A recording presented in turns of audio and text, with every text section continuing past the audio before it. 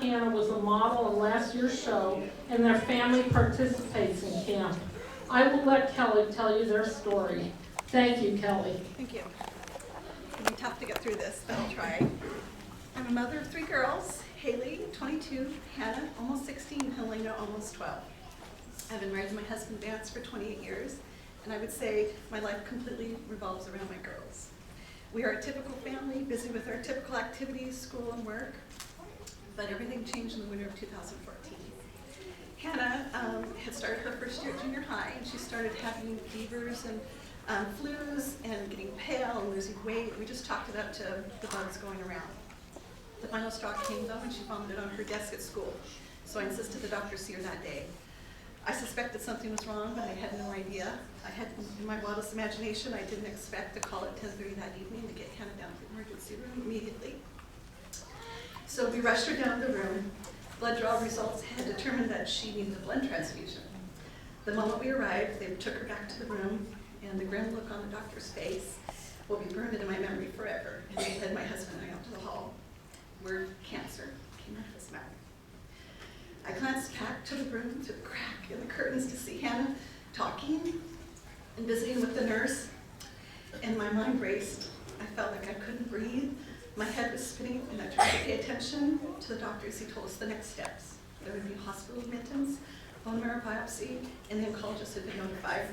I felt like I was in a nightmare. I walked into the bathroom, and I fell on the floor, and I cried. I prayed to God, please not Hannah, you can't take him. On January 23rd, 2014, the bone marrow biopsy confirmed Hannah had acute lymphoblastic leukemia, high risk because of her age. We were given the treatment plan by Hannah's oncologist, and when he gave Hannah the results, she asked, isn't that like cancer? And he says, it is cancer. Her face dropped, and my heart broke for her. This meant no school, sports, sleepovers, birthday parties, and she would lose her hair. All normal teen life stopped. The chemotherapy kills cancer, and that saves lives, and that's really a positive thing.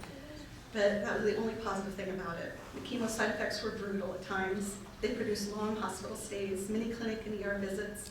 I lived every moment helpless, hovering, and absolutely consumed caring for Hannah. Hannah went from a happy girl to a child who stopped talking, eating, and smiling. She went through such physical and emotional pain and dealt with a debilitating needle phobia. It was almost too much to bear at times. My most out-of-body experience was when I had to hold her down while she screamed and fought while her port was accessed. Hannah received 2 years, 4 months and 6 days of chemo and 150 needle pokes, but it was counting. But, well, Hannah is now 5 months out of treatment.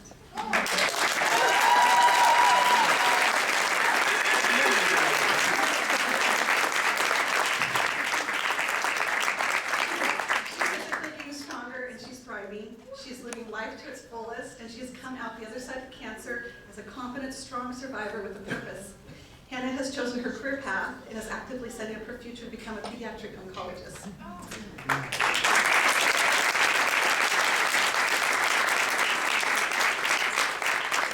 There is something that happened in this journey. I realized I'm stronger than I thought I was.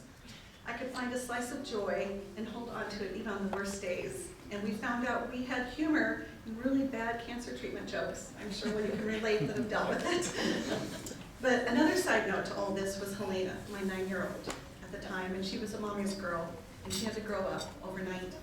She was shuffled around from place to place, and when she would leave me at the hospital with Hannah, her eyes would well up with tears. She put on such a brave front that I knew she was scared for her sister and missed her carefree days. But there is, however, the most beautiful rainbow that came out from this devastating storm. It was the huge support we've received from wonderful organizations. In the summer of 2014, the Cancer Pathways flyer caught my eye at the clinic. It was about Camp Sparkle, a camp for children affected by cancer. They were so lovely when I called last minute to see if I could get Helena in. And Hannah was too sick to attend that first summer.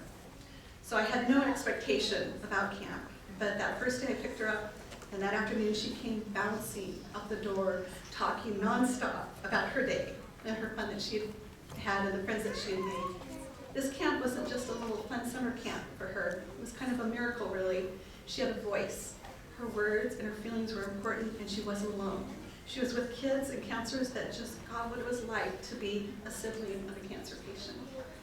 In those amazing 35 hours of camp that summer, I saw Helena's little heart filled. Hannah was finally able to attend in 2015, and Hannah connected with the camp counselors, and she just had fun.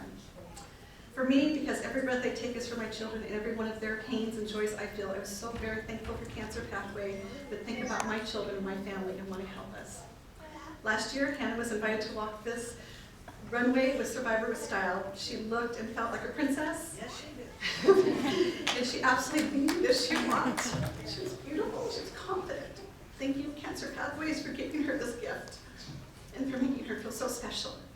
We need programs like Cancer Pathways in our community, and we need to support them just like they supported us.